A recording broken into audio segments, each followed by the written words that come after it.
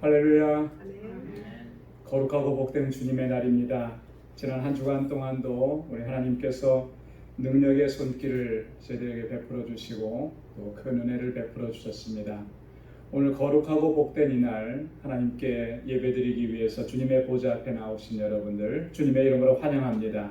이제 다 함께 자리에서 일어나셔서 우리 마음과 뜻과 정성과 힘을 다해서 여호와 하나님께 영과 진리로 예배드리겠습니다.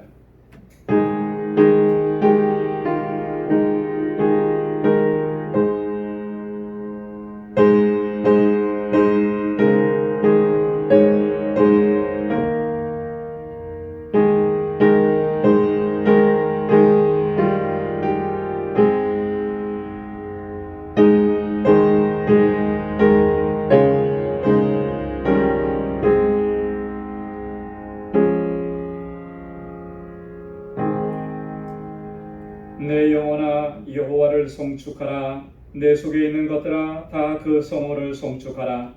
내 영혼아 여호와를 송축하며 그 모든 은택을 잊지 말지어다. 저가 내 모든 죄악을 사하시며 내 모든 병을 고치시며 내 생명을 파멸에서 구속하시고 인자와 긍휼로 관을 씌우시며 좋은 것으로 내 소원을 만족해 하사 내 청춘으로 독수리같이 새롭게 하시는도다. 아멘. 은혜가 풍성하시고 자비하신 여호와 하나님 아버지, 지난 한 주간도 크신 은혜와 사랑을 베풀어 주시고 주의 능력의 손길로 우리를 붙잡아 주시고 믿음으로 살아올 수 있도록 인도해 주신 그 은혜 감사합니다. 오늘 거룩하고 복되게 구별하신 이 날에 저희를 다시금 주님의 보좌 앞으로 불러주시고 하나님께서 베푸신 그 은혜를 기억하며 이렇게 감격 가운데 아버지를 예배하게 하심을 감사합니다. 우리의 더럽고 추한 모습을 주님 앞에 고백하오니 우리 주님의 그 십자가의 보혈로 정결하고 깨끗하게 씻어 주옵소서. 아버지께서 받으시기에 합당한 예배를 올려드릴 수 있도록 우리를 다시 정결하게 하시고 거룩하게 하여 주옵소서. 오직 주님만을 바라보며 주님만을 소망하며 하나님의 은혜 가운데 주님의 임재 가운데 거하는 이 시간 되도록 도와주시고 주의 놀라우신 평강으로 덧입혀 주옵소서. 이 예수님의 이름으로 기원하옵나이다. 아멘. 전능하사 천지를 만드신 하나님 아버지를 내가 믿사오며 그 외아들 우리 주 예수 그리스도를 믿사오니 이는 성령으로 잉태하사 동정녀 마리아에게 나으시고 본디오 빌라도에게 고난을 받으사 십자가에 못 박혀 죽으시고 장사한 지 사흘 만에 죽은 자 가운데서 다시 살아나시며 하늘에 오르사 전능하신 하나님 우편에 앉아 계시다가 저리로서 산 자와 죽은 자를 심판하러 오시리라. 성령을 믿사오며 거룩한 공회와 성도가 서로 교통하는 것과 죄를 사하여 주시는 것과 몸이 다시 사는 것과 영원히 사는 것을 믿사옵나이다. 아멘. 자리에 앉으시기 바랍니다. 찬송 56장, 새 찬송가 44장 함께 부르시겠습니다.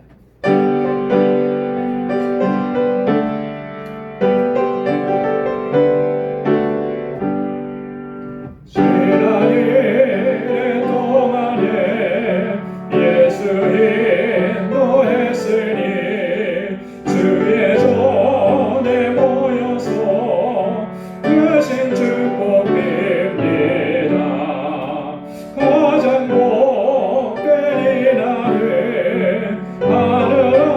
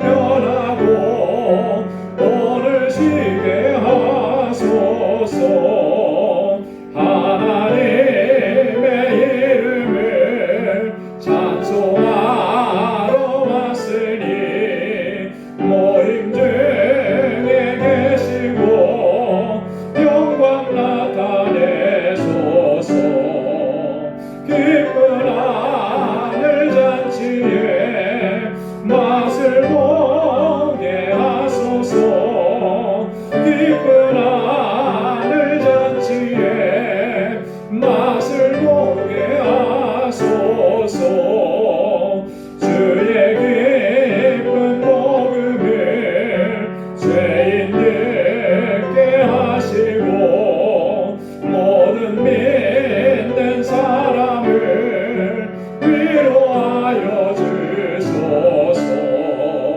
주님 오실 때까지 이 날 지키리로다. 주님 오실 때까지 이 날 지키리로다.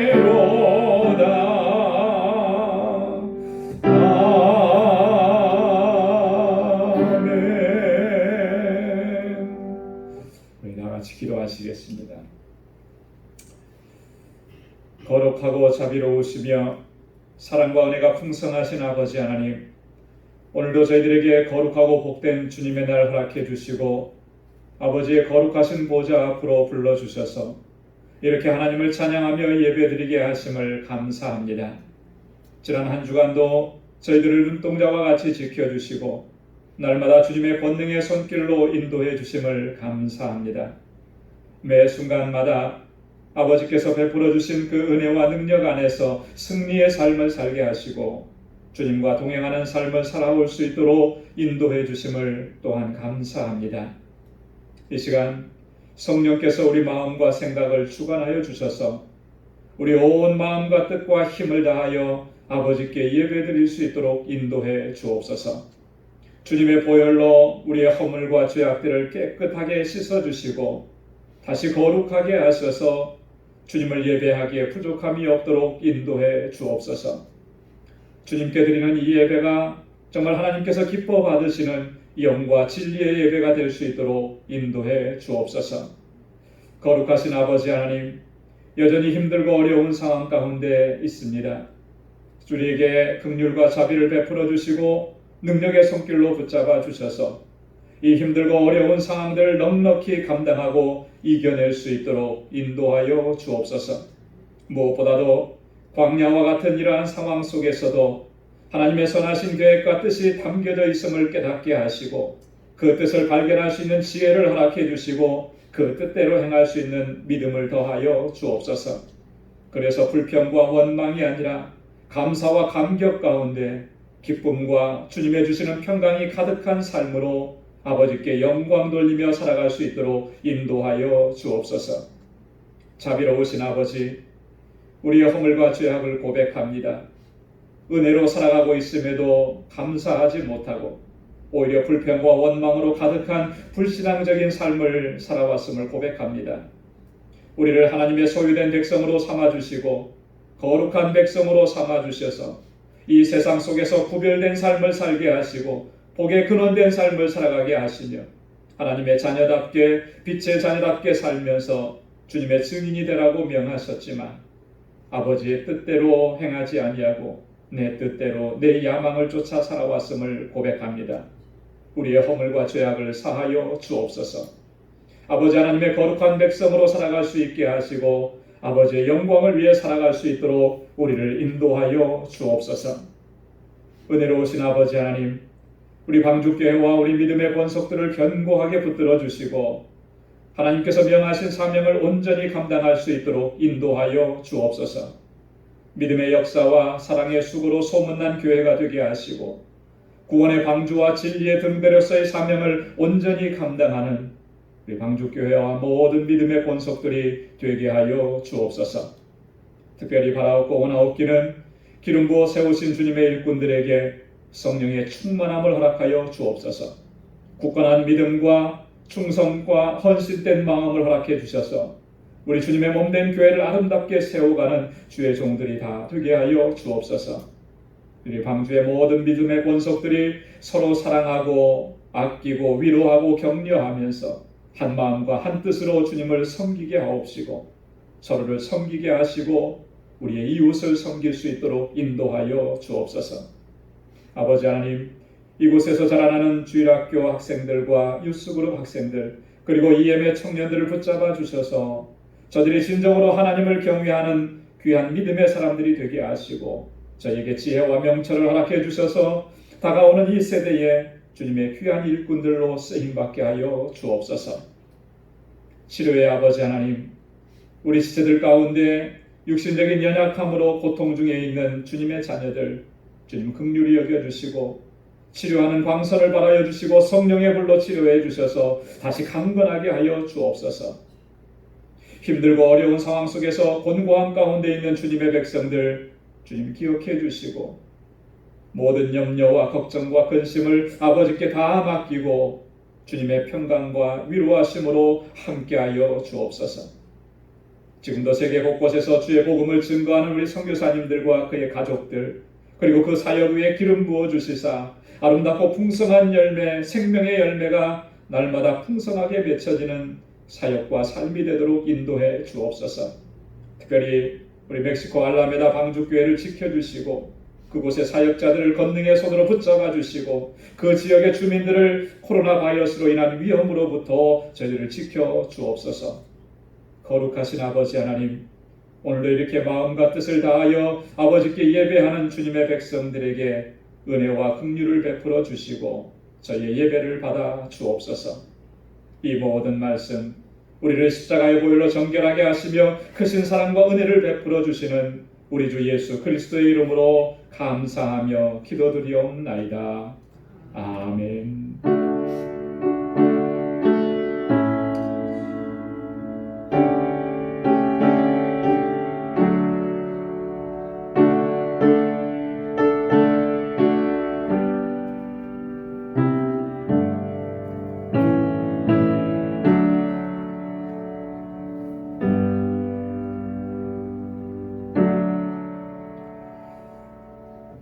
오늘 우리에게 주시는 하나님의 말씀 구약성경 신명기 제8장 1절에서 4절까지 말씀입니다. 구약성경 274페이지입니다. 신명기 제8장 1절에서부터 4절까지 말씀. 제가 한 절 읽고 여러분들 한 절 읽고 이렇게 교독하도록 하겠습니다. 1절부터 봅니다. 내가 오늘날 명하는 모든 명령을 너희는 지켜 행하라. 그리하면 너희가 살고 번성하고 여호와께서 너희 열조에게 맹세하신 땅에 들어가서 그것을 얻으리라. 하나님 여호와께서 이 40년 동안에 너로 광야의 길을 걷게 하신 것을 기억하라. 이는 너를 낮추시며 너를 시험하사 네 마음이 어떠한지 그 명령을 지키는지 아니 지키는지 알게 하십니다. 너를 낮추시며 너로 줄이게 하시며 또 너도 알지 못하며 내 열조도 알지 못하던 만나를 먹게 하신 것은 사람이 떡으로만 사는 것이 아니요 여호와의 입에서 나오는 모든 말씀으로 사는 줄을 너로 알게 하려 하심이니라. 이 40년 동안에 내 의복이 헤어지지 아니하였고 내 발이 붙이지 아니하였느니라. 아멘. 할렐루야. 우리가 종종 살아가다가 우리의 살아가는 삶을 보면 우리가 계획하고 또 예상했던 것과는 전혀 다른 상황에 우리가 직면하게 되는 것을 종종 경험하게 됩니다. 이렇게 예상하고 이렇게 계획했는데 가다 보면은 내가 예상한 것과는 전혀 다른 방향으로 일이 진행이 돼요. 자, 이런 상황에 맞닥뜨리게 되면 무척 당혹스럽습니다. 요즘 젊은 사람들이 표현하는 식으로 얘기한다면 멘붕이 온다고 하는 거죠. 멘탈이 붕괴된다라고 하는 그런 의미예요. 자, 그렇게 되면은 이제 앞이 캄캄한 겁니다. 앞으로 무엇을 어떻게 해야 하는지 도무지 생각할 수 없는, 아무것도 생각할 수 없는 그런 상황에 직면하게 되는 거죠. 아마도 요즘 같은 상황 속에서 이러한 경험을 하시는 분들이 상당히 많을 것으로 생각이 됩니다. 나름대로 신중하게 생각하고 또 많이 준비하고 계획해서 어떤 일들을 야심차게 시작을 했는데 상황이 이렇게 급변해 버린 거예요. 제대로 그래서 뭘 해보지도 못하고 아무것도 할 수 없는 그런 상황, 이런 상황 가운데 처하게 된 오늘의 현실. 어떻게 보면 이것은 당혹스러움을 넘어서서 우리들의 삶의 모든 것이 무너져 내리는 듯한 그런 절망감을 느끼게 하기에 충분하다라고 하는 것이죠.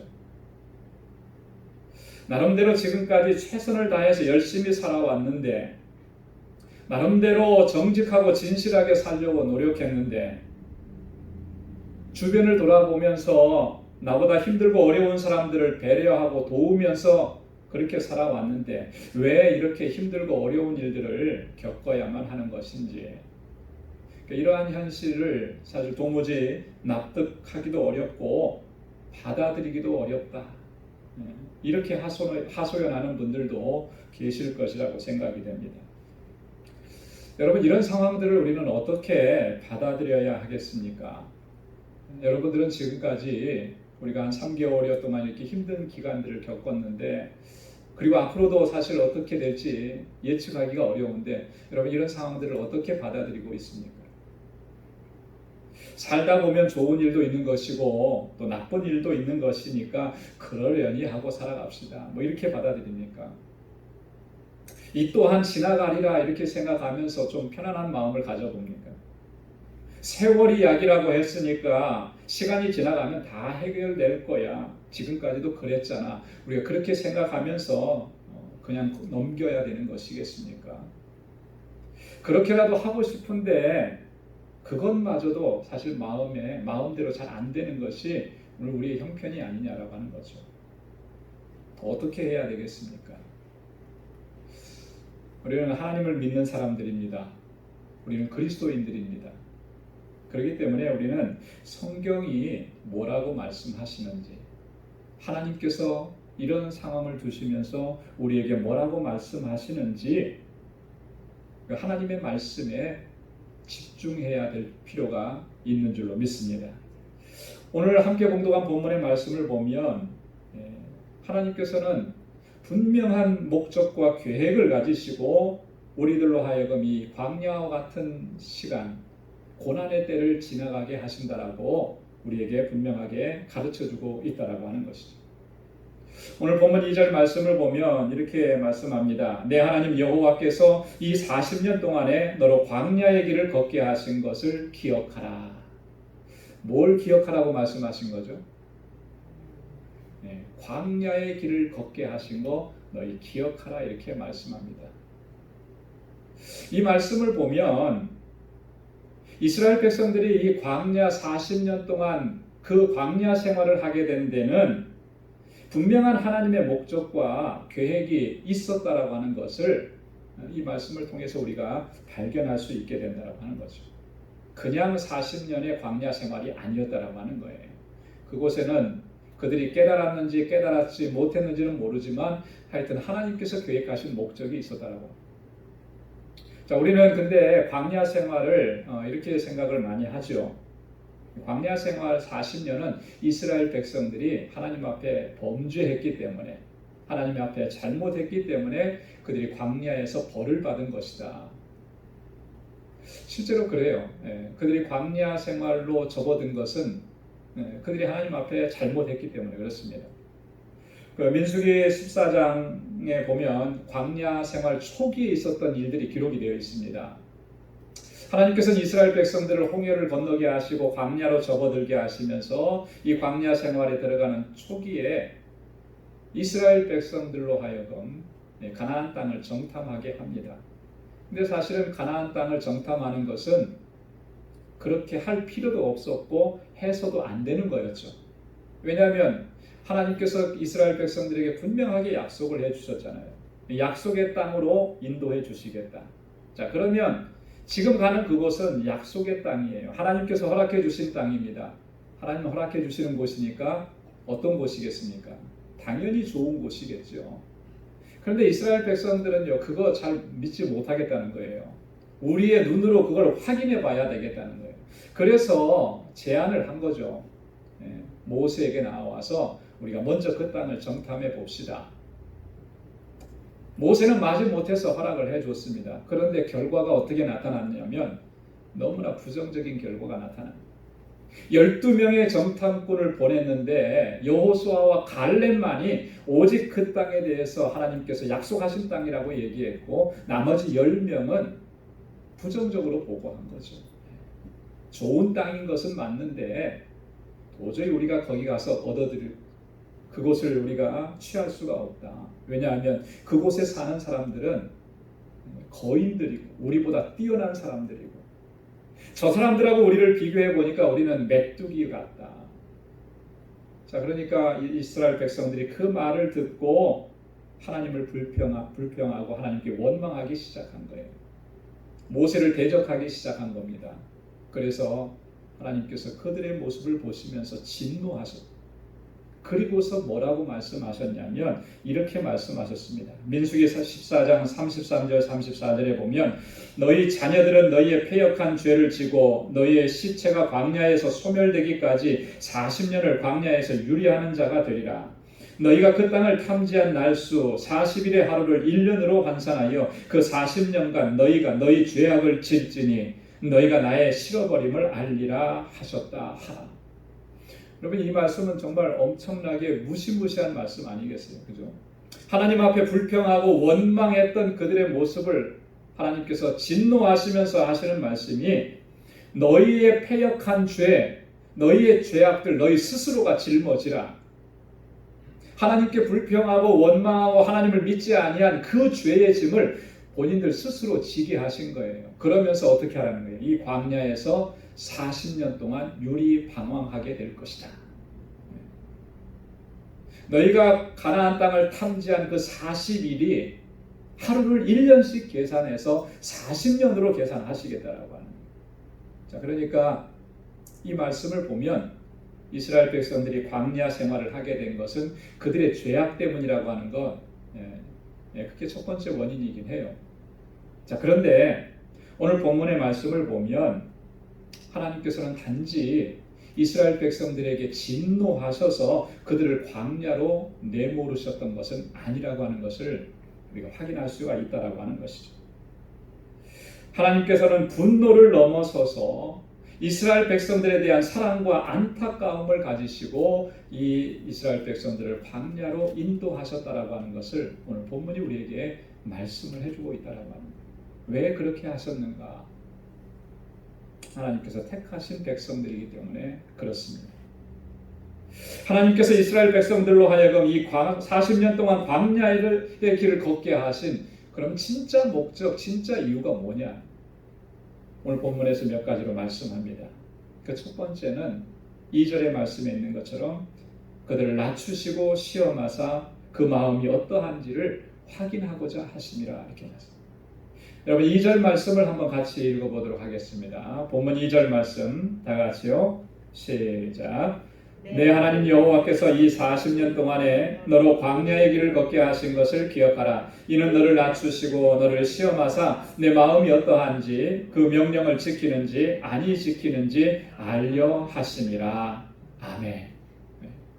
오늘 이 말씀을 보면요, 하나님께서 두 가지 목적을 가지시고 이스라엘 백성들을 광야로 인도하셨다라고 하는 걸 말씀하죠. 그 첫째는 그들을 낮추시기 위함이다. 낮추시기 위함. 여러분, 낮추시기 위함이다 그랬는데요, 이 말이 전제하고 있는 것은 뭡니까? 높아졌다라고 하는 걸 전제하는 거죠. 그죠? 그들의 마음의 상태, 심령의 상태가 높아져 있는 거예요. 높아졌다라고 하는 말은 교만해져 있다라고 하는 말이죠. 그들이 정말 교만했기 때문에 하나님 앞에 불평하고 원망하는 거죠. 그들의 마음이 낮은 상태, 겸손한 상태였다면 하나님께서 어떻게 인도하시든지 순종하면서 나아갔을 거예요. 순종하지 못해요. 내 마음에 안 든다는 거죠. 그게 뭐냐면 그 마음이 높아져 있었다. 하나님께서 보실 때 심각할 정도로 그 마음이 높아지고 교만해졌던 것입니다. 그런 마음의 상태로는 하나님께서 주시는 그 약속의 땅에 들어갈 수가 없다라고 하는 것이죠. 그래서 하나님께서는 그들을 광야의 길로 인도하신 거예요. 왜 인도하셨습니까? 그들의 마음을 낮추시기 위해서, 겸손한 마음을 갖게 하고, 그래서 하나님께 전적으로 의존하고 의지하고 순종하는 마음을 갖게 하시기 위해서. 낮추시기 위함이라고 하는 이 말 속에는 또 이런 의미도 담겨져 있어요. 뭐냐면 지금까지 지내온 모든 과정들이 하나님의 은혜임을 깨닫게 하십니다. 그죠? 애굽에서 400년 동안 노예 생활하고요. 사람 같지 않은 그런 인간 같지 않은 삶을 살았잖아요. 하나님께서 거기에서 구원해 주셨습니다.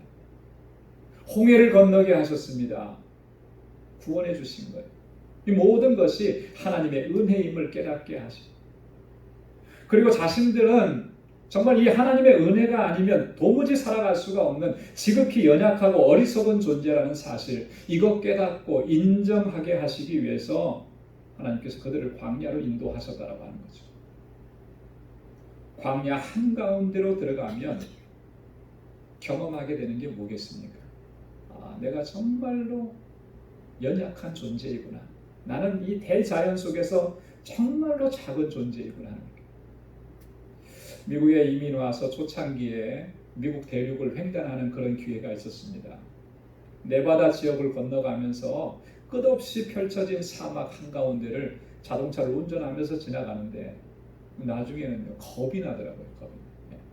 주변을 돌아봐도 집 한 채 없는 거예요. 고속도로를 달려가는데 앞뒤로 차가 한 대도 안 지나가는 거예요. 나 혼자만 딱 떨어져 있고 우리 가족만 딱 떨어져 있다는 생각을 하니까 얼마나 연약해지고 두려움이 몰려오는.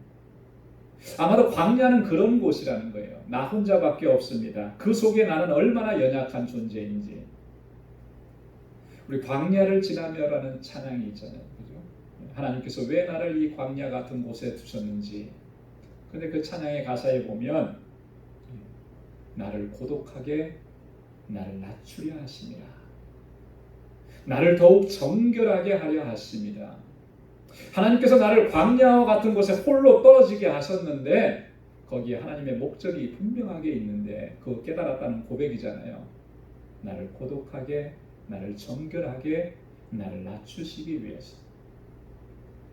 하나님께서 이스라엘 백성들을 광야로 인도하신 것은 그런 목적이에요. 내가 얼마나 연약한 존재인지 그거 깨닫고 그거 인정하게 하셔서, 그래서 하나님만 의지하게 하시고 모든 것을 하나님께 의탁하게 하시고 그렇게 살아갈 수 있도록 하기 위해서 하나님께서 그들을 인도하십니다. 그렇게 살아가는 것이 믿음으로 사는 삶이기 때문에 그런 것입니다. 첫 번째는 이렇게 그들을 낮추시기 위함이라고 말씀을 하셨고요. 두 번째는 뭐라 그랬습니까? 그들을 시험하시기 위함이라 그랬습니다. 시험하시기. 여기서 시험은 테스트한다라고 하는 의미죠. 어떤 시험입니까? 하나님 이렇게 말씀하십니다. 내 마음이 어떠한지 그 명령을 지키는지 아니 지키는지 알려 하심이라. 하나님께서 그들의 마음의 심령의 상태를 테스트하는 거예요. 알고 싶으신 거예요. 어떻게 알고 싶으냐면 하나님께서 명령하신 이 말씀들을 정말로 그들이 지켜서 행하는지 아니 행하는지, 하나님의 말씀대로 순종하면서 살아갈 것인지, 이거 하나님께서 시험해 보시겠다라고 하는 거예요. 이 말씀 속에 보면 우리 신앙생활의 본질이 무엇인지를 분명하게 말씀을 해주는 거죠. 어떤 사람들은 신앙생활의 목적을 이렇게 두는 분들이 종종 있더라고요. 내가 예수 믿으면 복 받는다고 그랬으니까 잘 되고 성공하고 행복하고 형통한 삶을 살아가게 될 것이다. 신앙생활의 목적이 여기에요. 자, 그런데 거기에다 목적을 두고 신앙생활을 하다 보니까 잘 그렇게 안 되거든요. 내가 기대했던 것처럼. 성공한다 그랬는데 성공한 것 같지가 않아요. 잘 된다 그랬는데 잘 된 것 같지 않아요. 그러면 나중에 이 사람은 반드시 신앙을 포기합니다. 교회를 떠나게 돼요. 왜냐하면 목적이 이루어지지 않기 때문에. 신앙생활이 목적이 바로 이런 것들이라면 그럼 그게 하나님 섬기는 것이라고 우리가 얘기할 수 있겠습니까? 아니죠. 목적이 그런 곳에 있으면 그건 하나님 섬기는 것이 아니고 맘모니즘에 빠진 거예요. 하나님을 섬긴다고 하는 것은 사실 명분일 뿐이고 실제로 그들이 섬기는 것은 물질이죠. 세상의 성공이죠. 우리 신앙생활의 목적은 어디에 있습니까? 그런 곳에 있는 것이 아니고 나를 구원해 주시고 나를 하나님의 거룩한 백성으로 삼아 주시고 하나님의 은혜와 인도하심 가운데 살아갈 수 있도록 늘 이끌어 주신 그 하나님께 감사하고 하나님께 영광 돌리는 삶을 살아가는 것, 그것이 바로 우리 신앙생활의 목적이 되는 줄로 믿습니다. 하나님께서 이스라엘 백성들을 이렇게 광야로 인도하시면서 기대하시고 바라셨던 것은 바로 그거예요. 하나님의 말씀만을 지켜 행하고 그렇게 하나님 의지하고 하나님의 은혜와 자비만을 구하면서 하나님의 말씀대로 순종하는 삶을 살아가는지 그렇지 않은지 그거 보시겠다라고 하는 거예요. 오늘 우리들을 광야와 같은 이런 상황을 지나게 하시는데도 하나님께서는 이와 같은 계획과 목적을 두시고 우리를 이렇게 이끌어 가시는 줄로 믿습니다. 우리를 시험하시고 우리를 낮추시고 그래서 오직 하나님만 바라보게 하시고 하나님께만 의탁하게 하시고 하나님께서 말씀하신 그 명령 규례 법도를 힘써서 지켜내는 그런 삶을 살아가게 하시기 위해서 우리를 그렇게 인도하신다라고. 그렇기 때문에 오늘 우리의 이런 광야와 같은 이런 상황을 직면해서 우리가 우리 자신을 돌아볼 때 어떻게 해야 되겠는가? 우리의 높아졌던 마음을 낮추어야 하는 거예요. 그 마음을 회복해야 겸비한 마음을 회복해야 하는 것이죠. 하나님의 은혜에 대한 감사와 감격을 다시금 회복해야 하는 것입니다. 어느 순간부터 은혜에 대한 감격이 사라져 버렸는데 그것을 회복해야 하는 것입니다. 어느 순간에서부터 하나님 의지하지 않고 하나님의 말씀을 벗어난 삶을 살았는데 이제 하나님의 은혜만을 구하고 하나님만 의지하고 주님의 말씀에 순종하는 삶을 그렇게 하나님의 뜻을 행하면서 살아가는 그 삶을 우리가 회복을 해야 한다라고 하는 것이죠. 그렇게 되면 이 광야와 같은 상황들이 고난과 절망의 상황이 아니라 하나님께서 우리에게 큰 사랑과 은혜를 베풀어 주시는 그런 상황인 것을 우리가 깨닫고 고백하게 될 줄로 믿습니다. 하나님께서 이스라엘 백성들로 하여금 광야의 길을 걷게 하신 두 번째 이유는요. 2절, 4절 말씀에 보면 사람이 떡으로만 사는 것이 아니라 하나님의 말씀으로 사는 것을 깨닫게 하시기 위함이라는 것을 알 수가 있습니다. 우리 4절 말씀도 한번 같이 봉독해 보도록 하겠습니다. 시작. 너를 낮추시며 너를 줄이게 하시며 또 너도 알지 못하며 내 열조도 알지 못하던 만나를 먹게 하신 것은 사람이 떡으로만 사는 것이 아니요 여호와의 입에서 나오는 모든 말씀으로 사는 줄 너로 알게 하려 하심이니라. 아멘. 사람이 떡으로만 사는 것이 아니라 하나님의 말씀으로 산다라고 하는 것 깨닫게 하시기 위해서 하나님께서 그들을 광야로 인도하셨다 말씀합니다. 여러분 우리가 어떤 일이든지 보면은요 이 본래의 목적과 취지가 다 있습니다. 어떤 일을 할 때에는 어떤 단체를 세울 때에도 취지가 있잖아요. 이 단체를 왜 세우는지. 자, 그런데 시간이 오래 지나다 보면 본래의 그 목적과 취지가 전혀 다르게 전개되어져 가는 것을 볼 수가 있어요. 처음에는 정말 선한 목적을 가지고 그 일을 시작을 했는데 나중에는 그 목적과 의도가 변질되어 버리는 것이죠. 그래서 추한 모습으로 전락하는 그런 안타까운 일들이 많이 벌어져요. 우리 신앙생활에도 보면 이러한 위험성들이 많이 도사리고 있습니다. 그리고 실제로 많은 사람들이 이런 유혹과 시험에 걸려서 넘어지고 또 그래서 하나님의 영광을 가리우는 일들이 종종 일어나게 됩니다. 처음에는 정말로 하나님의 은혜에 대한 감사한 마음을 가지고 순수한 열정을 가지고 어떤 사역을 시작을 했습니다. 그런데 시간이 지나가면서 그 순수함이 점점 변질되어 버리는 거예요. 그래서 하나님의 영광보다는 자신의 명예나 인기나 자기의 이익을 추구하는 그런 모습들이 종종 발생합니다. 처음부터 그런 걸 추구하지는 않았을 겁니다. 그렇죠? 처음에는 정말로 순수한 열정을 가지고 하나님의 은혜에 대한 감사한 그런 마음을 가지고 시작을 했을 거예요. 그런데 안타깝게도 그 유혹과 시험 앞에서 무너져 버리게 된 것이죠. 여러분 왜 이런 일들이 발생을 하게 되는 것이겠습니까? 왜 이런 일들이 일어나게 되는 거예요? 오늘 3절 말씀이 그 이유를 우리에게 설명을 해줍니다. 사람이 떡으로만 사는 것이 아니요 여호와의 입에서 나오는 모든 말씀으로 사는 줄 너로 알게 하려 하십니다. 사람이 떡으로만 사는 거 아니에요. 하나님의 말씀으로 산다는 거죠. 근데 우리는 떡으로만 사는 것으로 생각하고 그것을 추구하다 보니까 이런 시험과 유혹에 걸려서 넘어지게 된다고 합니다. 우리는 떡으로만 사는 존재 아닙니다. 여기 떡이라고 하는 것은 단순히 먹는 것만을 의미하지 않아요. 우리가 살아가는 데 필요한 의식주 또 그 외의 모든 것들을 포함하는 그런 말입니다. 어떤 측면에서 보면 우리가 살아가는 데 있어서 필수적인 거죠. 의식주 어떻습니까? 이거 없으면 살아가기 힘들잖아요. 생명의 위협도 느끼게 되죠. 먹는 거, 입는 거, 자는 거 다 필요한 것들입니다.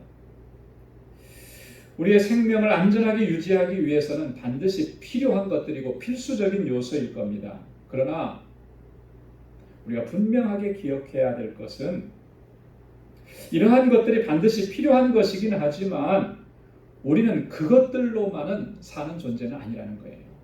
그것만으로 사는 사람들이 아니라는 거예요. 그렇기 때문에 우리가 그러한 것들에만 집착하다 보면 정말로 중요한 것을 놓치게 된다라고 하는 거죠. 여러분, 우리가 이 사실을 분명하게 깨달아야 하는 것입니다. 여러분, 어떤 분들은 돈을 버는 일에 정말 최선을 다합니다. 그죠? 얼마나 열심히 밤낮 없이 하루도 쉬지 않고 열심히 돈이 있어야 좀 편안하고 안락하고 행복함을 누릴 수 있다라고 하는 거 어느 정도 납득이 되는 이유잖아요. 자, 그런데 그것만을 추구하다 보니까 그것이 전부인 것처럼 살아오다 보니까 나중에는 그것보다 더 소중한 것을 잃어버리는 거예요. 건강을 잃어버리고 나면 그 많이 쌓아두었던 그 돈이, 그 물질이 나에게 무슨 유익을 가져다 주느냐. 오늘 우리가 신앙생활 하면서도 그렇게 신앙생활하고 있지는 않느냐라고 하는 거죠. 사람이 떡으로만 사는 건 아니라고 하셨는데 우리는 떡으로만 살려고 하는 거예요. 거기에다가 목숨을 거는 거죠. 그거 아니라는 거예요. 왜 우리가 그런 시험에 걸리고 넘어지게 되는가? 처음에 순수한 열정을 가지고 하나님 섬겼었는데 그 마음이 왜 변질되는가? 이것을 벗어나지 못하기 때문에 그래요. 그러면 우리는 무엇으로 사는 사람들입니까? 오늘 본문에서 뭐라고 말씀하죠?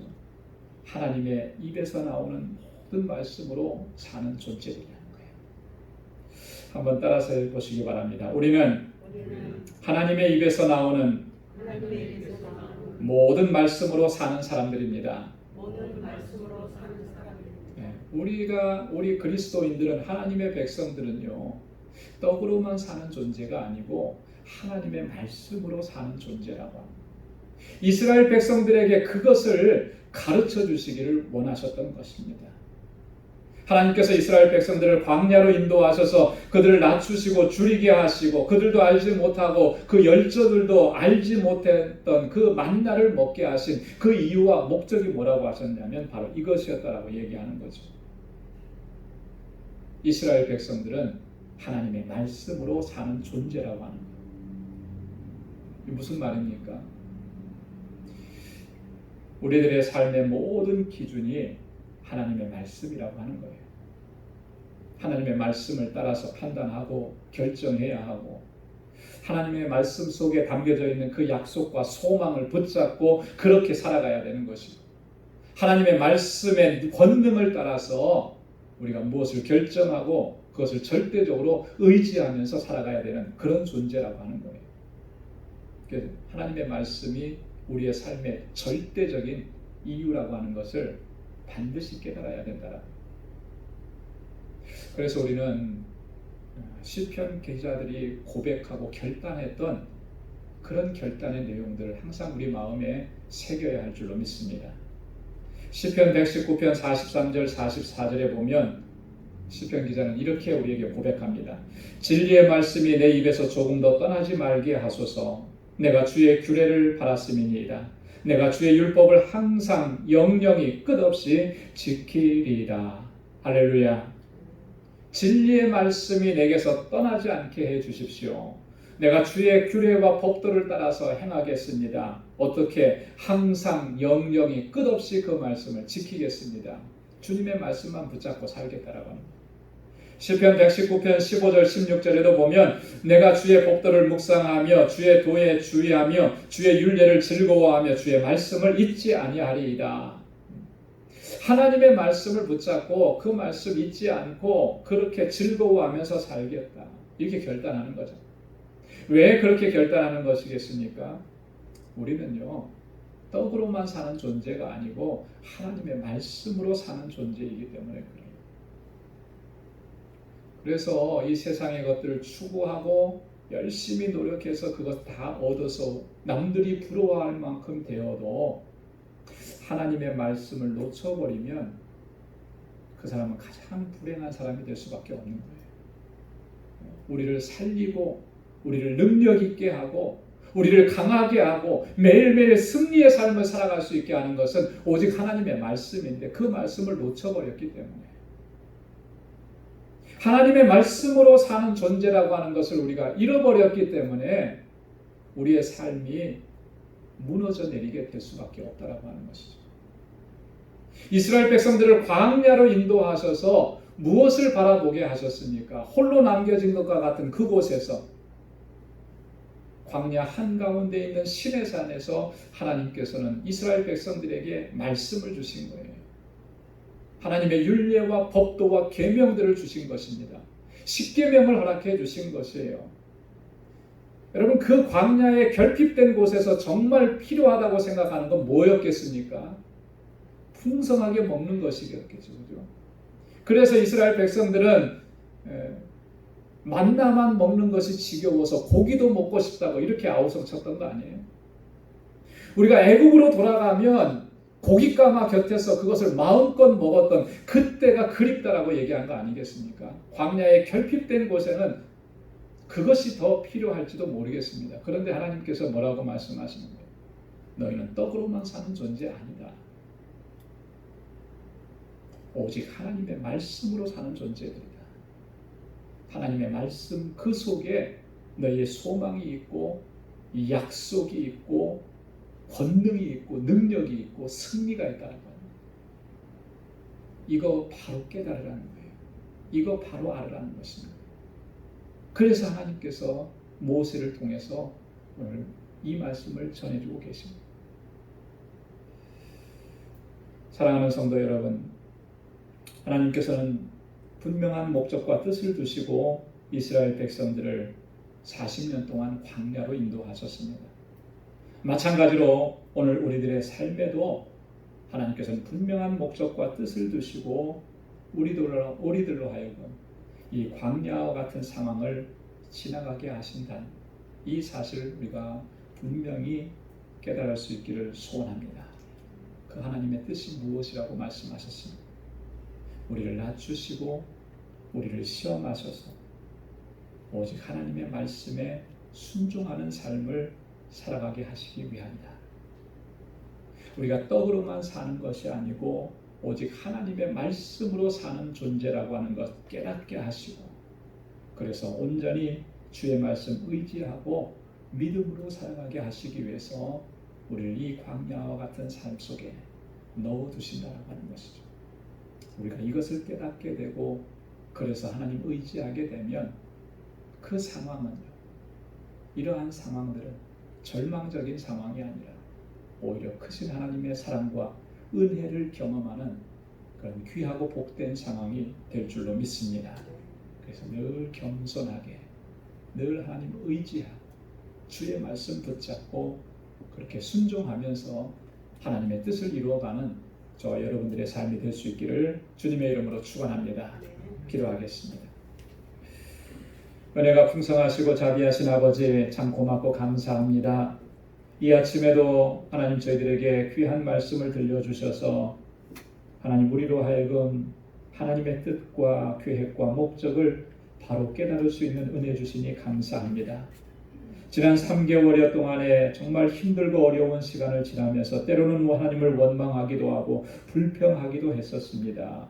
하나님 왜 이런 상황 가운데 우리를 넣어두시는지 나름대로 정말 최선을 다해서 주님을 섬긴다고 살아왔는데 왜 이렇게 힘들고 고통스러운 상황 가운데 넣어주시는지 저희들 그것이 잘 이해가 되지 않아서 원망할 때도 있었습니다.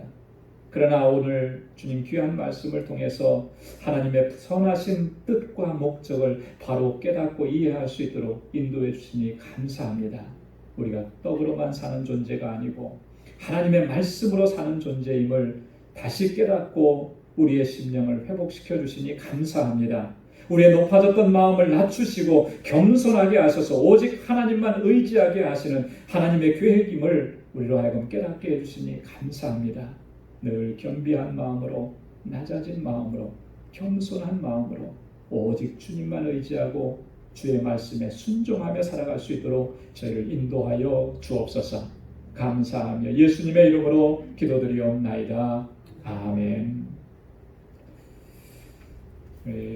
찬송 470장, 새 찬송가 413장 부르시면서 준비하신 예물을 하나님께 드리겠습니다.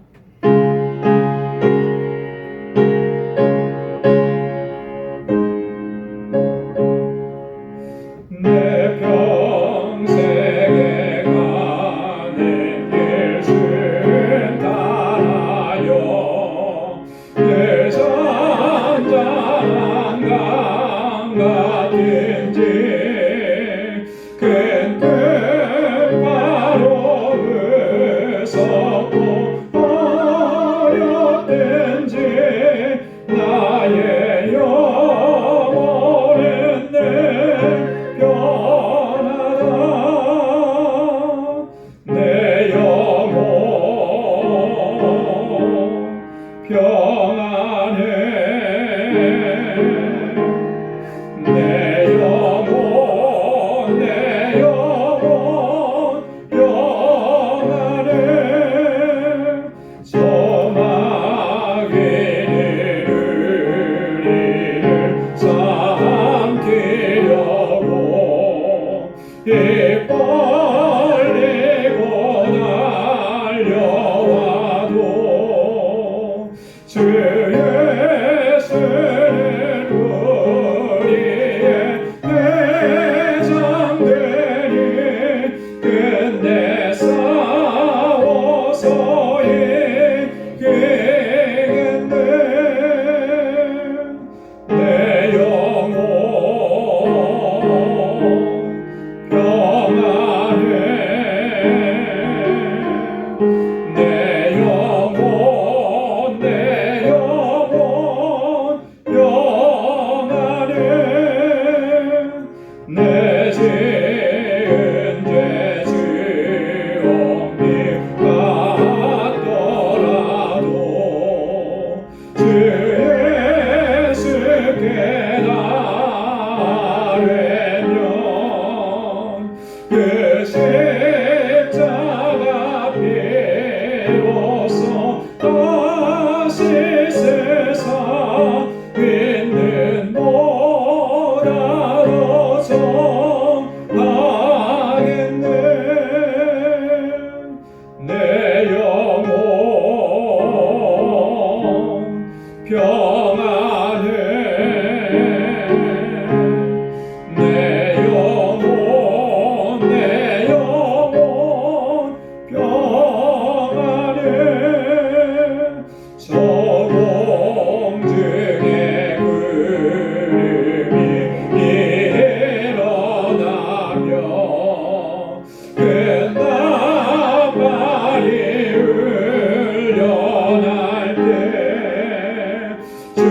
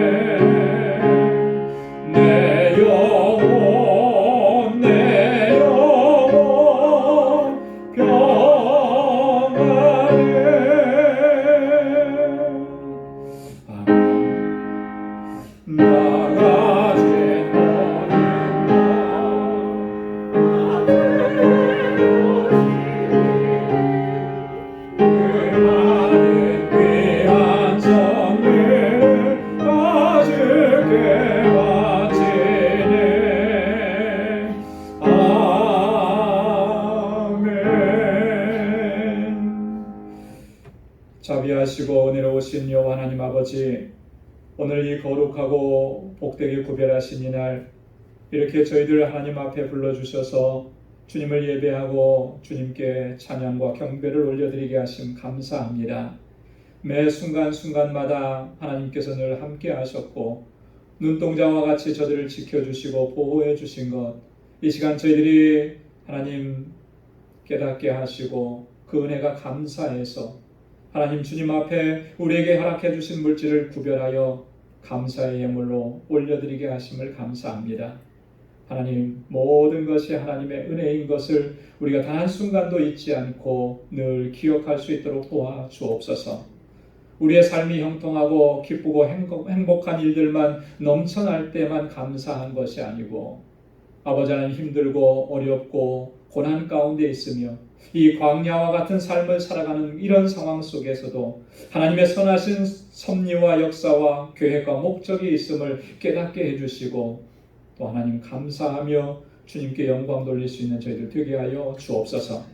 아버지 하나님, 나의 삶의 주관자가 여호와 하나님이심을 이 시간 고백하며 하나님 우리에게 허락해 주신 물질을 구별하여서 주님 앞에 11조의 예물로 드립니다. 나의 모든 삶의 주관자 되신 주님께 주님, 우리의 모든 것을 주님 앞에 드리고 순종하고 그렇게 믿음으로 살아가는 저희들 되게 하여 주옵소서. 선교의 예물을 구별하여서 드리고 구제의 예물을 드립니다. 건축 예물을 주님 앞에 구별하여 올려드립니다. 하나님, 이 예물을 드리는 주의 백성들의 마음의 중심과 삶의 중심을 하나님 받아 주옵소서. 땅 끝까지 이르러 주님의 증인되라고 하신 그 주님의 뜻을 온전히 감당할 수 있도록 주의 성령으로 충만하게 역사해 주시고, 드려진 이 예물을 통하여서 하나님 나라가 확장되어지고 주님께서 역사하시는 것을 늘 목도하는 그런 은혜와 복이 넘치는 삶이 되도록 도와주옵소서. 우리의 이웃과 또 형제와 자매들을 사랑하게 하시고, 또 아버지 하나님, 주님께서 세워주신 주님의 몸된 귀한 교회를 아름답게 세워가며 늘 눈물로 기도하고 땀 흘려 수고하고 헌신하고 봉사하는 주님의 귀한 일꾼들이 다 될 수 있도록 도와주옵소서. 여전히 힘들고 어렵고 고통스러운 상황이지만 넉넉히 감당하고 이겨낼 수 있는 그 주님의 권능과 능력을 덧입혀 주옵소서. 우리 사랑하는 성도들, 또 한 주간을 향하여 세상으로 나아갑니다. 저들의 삶 가운데 늘 동행하여 주시고 믿음으로 승리하게 하여 주옵소서. 우리 사랑하는 성도들의 가정에 주님의 놀라우신 평강을 더하여 주시고, 저희들이 속해 있는 직장에서 저희의 삶이 복의 근원된 삶이 되게 하시고, 하나님께서 허락해 주신 믿음의 기업들을 이제는 형통하게 하시고 회복시켜 주셔서 주님께 영광 돌리는 기업이 되도록 도와주옵소서. 모든 것 감사하고 예수님의 이름으로 봉헌 기도드리옵나이다. 아멘. 우리 전후좌우에 계신 분들과 함께 인사 나누시기 바랍니다. 샬롬, 주님의 평강이 함께하길 바랍니다. 예, 소리도 내주시고요, 손도 흔들어 주시고 주님의 사랑과 은혜와 평강이 가득하시기를 바랍니다. 감사합니다. 예, 교회 소식 전해드리도록 하겠습니다.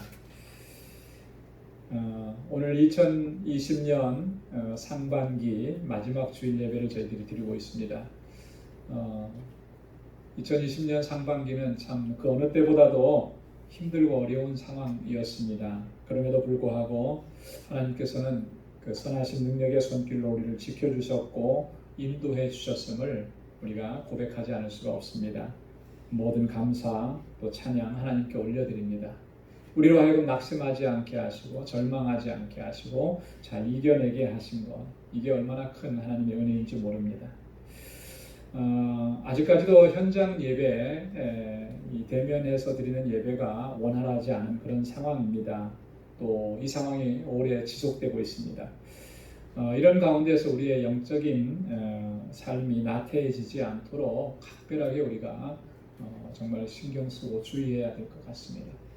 한국에서는 오늘 아침에 제가 받아본 자료인데요, 교단적으로 이런 이 코로나 바이러스 팬데믹 이후에 우리 교회와 우리 성도님들의 신앙의 모습이 어떻게 나가야 되는지 이런 부분들을 가지고 많이 고민을 하고 또 나름대로 이렇게 연구한 것들을 글로 이렇게 적고 이렇게 했더라고요. 근데 현실적으로 나타나는 거예요. 한 3개월 넘게 인터넷으로 예배드리고 뭐 영상으로 예배드리다 보니까 예배당에 나가서 예배드리는 것에 대한 인식이 자꾸 옅어지는 거예요. 아, 이렇게도 그냥 예배드릴 수 있는 거구나. 그런데 저는 개인적으로 그건 아닌 것 같아요. 어쩔 수 없는 상황에서 우리가 영상으로 예배드리는 이런 상황이었지만, 여러분, 이 함께 모여서 같이 예배드리는 이런 상황을 이렇게 놓쳐버리면 나 혼자 나 스스로 정말 강건하게 신앙생활 할 수 있을 것 같지만 결코 그렇지 않아요. 우리는 그만큼 연약한 존재예요. 혼자 스스로 뭔가를 이렇게 정상적인 궤도 이상으로 올려서 하겠다. 지금은 자신 있게 그렇게 얘기하지만요, 절대 그렇지 않습니다. 그 유혹과 시험 앞에서 무너져 내릴 수밖에 없어요. 많이 듣는 얘기가 뭐냐면, 영상을 보면서 예배를 드리는데 집중이 잘 안 된다는 거예요. 집중이 잘. 자꾸 마음이 흐트러진다는 거죠. 벌써 마음이 흔들리는 거예요. 이런 생활을 여러분 계속 한다고 해보십시오. 정말 하나님께 대한 정말 온전한 마음으로 하나님 예배하고 주님 섬기는 삶이 가능하겠는가? 그렇지 않아요. 하나님께서 이렇게 공동체를 이루고 함께 모여서 하나님을 예배하게 하신 것에는 분명한 하나님의 목적이 계신 거예요. 그 가운데 하나가 우리가 얼마나 연약한 존재인지를 아시기 때문에 또 서로 격려하고 위로하고 마음을 같이 해서 하나님 예배하게 하신 것입니다. 이거 놓쳐버리면요, 우리 신앙생활 온전하게 하나님 기뻐하시는 삶을 살아갈 수가 없게 되는 거죠. 그래서 부득이한 상황 가운데 우리가 이렇게 있지만, 그러나 상황이 점점 좋아지고 또 이렇게 다시 회복돼서 예배를 같이 드릴 수 있게 되는 그날을 위해서 기도하고, 또 그렇게 되면 다 같이 모여서 예배하기를 힘쓰는 우리 모두가 되어야 할 줄로 믿습니다. 예배 모임 시간 그 종전과 같이 이렇게 1부 또 2부 예배 나눠드리니까 여러분 같이 참여해 주시고요. 뉴욕주에서 뉴스 들으셔서 아시겠지만 그 오픈하는 단계에 뭐 예를 들어서 2단계, 3단계 이렇게 오픈하면서 유독 교회의 모임, 종교기관의 모임에만 인원을 굉장히 리밋하게 했습니다. 그래서 2단계는 25%, 또 3단계, 4단계까지 가도 33%만 모일 수 있다. 이렇게. 그래서 아마 이 지역에 있는 목회자 중에, 성직자 중에 몇몇 분들이 뉴욕 주지사와 또 뉴욕 시장을 상대로 이렇게 소송을 제기했어요. 그래서 연방 법원에서 판결이 났습니다. 종교기관에만 이렇게 극도로 제한하는 이런 이 제도는 위헌이다 판결이 났습니다. 그래서 아마 앞으로도 어떤 추후의 결정사항이 있을 것 같아요. 그래서 이 교회 안에서 모일 수 있는 인원에 대한 제한이 조금 더 많이 풀어지게 될 것 같다는 생각이 듭니다. 그래도 우리는 거리는 유지해야 된다는 거, 또 마스크는 쓰고 안전하게 예배 드려야 된다는 거, 이것만은 변함이 없는 거예요. 그래서 지금보다 더 많이 모여서 예배 드릴 수는 있지만 또 철저하게 또 이 안전을 지켜가면서 예배 드리는 일이 필요한 줄로 믿습니다.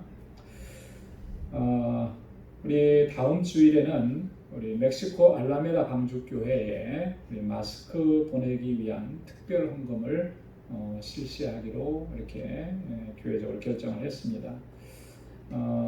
우리 지난 정득수 선교사님 지금 한국에 나가 계시는데요. 선교사님하고 통화하는 중에 지금 멕시코 상황이 너무나 참 힘들고 어려운데 또 알라메다 지역은 그 중에서 더 힘든 지역인데 거기에 정말 필요한 게 뭘까? 지금은 가볼 수도 없는 그런 상황이니까요. 그렇게 고민하시다가 그런 계획을 하셨다 그래요. 그 알라메다 교회가 있는 그 지역에 있는 그 주민들을 우리가 좀 섬겨야 되겠다. 왜냐하면 지금도 거기도 다 모일 수가 없기 때문에요. 그런데 너무나 이분들은 가난하기 때문에 사실 뭐 이런 생필품 이런 것조차도 구하기가 쉽지 않습니다. 그래서 얼마씩 조금 가정당 뭐 한 10불, 15불 내외로 조그만 그 선물 패키지 생활용품들 또 그리고 마스크 이런 걸 이렇게 다 해서 각 가정들을 돌면서 전달해 주기로 그걸 좀 계획을 하신다 그래요. 그래서 그 얘기를 듣고 저도 좀 마음이 좀 감동이 됐습니다. 우리가 사실 올해 2차례 멕시코 가기로 했는데 다 못 가게 됐잖아요.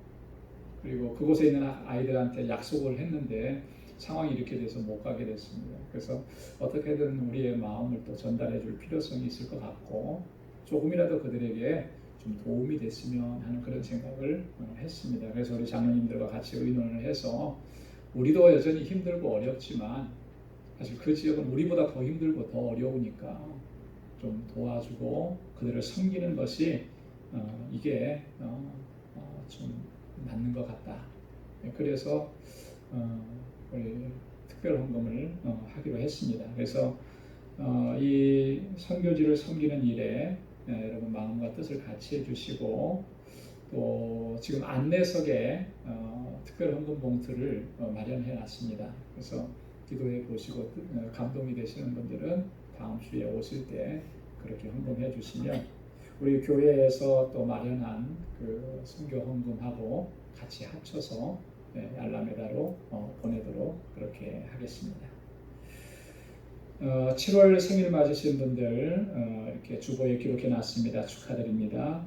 그리고 주일 기도 담당하시는 표도 제가 적어놨으니까 잘 참고해 주시기 바랍니다. 중보 기도 보시고 계속해서 함께 기도해 주시면 고맙겠습니다. 우리 다 함께 자리에서 일어나셔서 427장 새 찬송가 191장 1절 부르시겠습니다.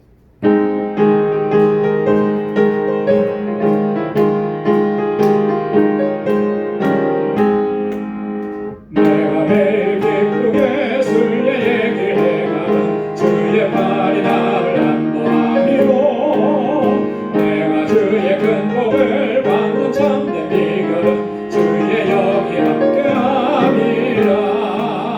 성령이 계시네 할렐루야 함께하시네. 좁은 길을 걸으며 강락 기뻐하는 것 주의 영이 함께함이라.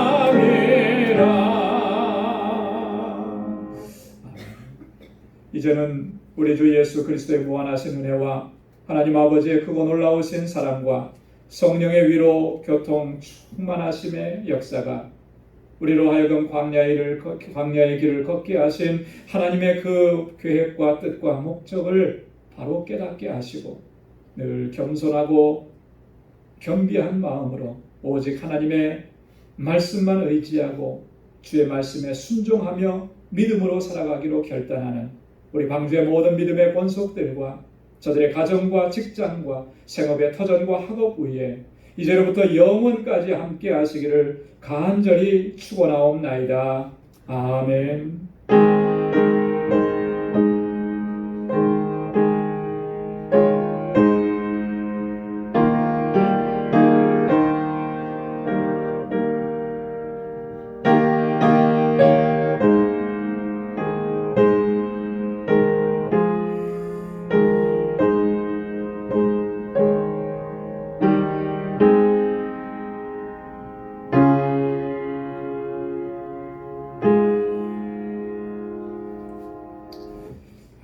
이상으로 6월 마지막 주일 예배 모두 마치도록 하겠습니다. 또 한 주간 여러분들 믿음으로 승리하시고 은혜 가운데 승리하시는 삶이 되기를 바랍니다.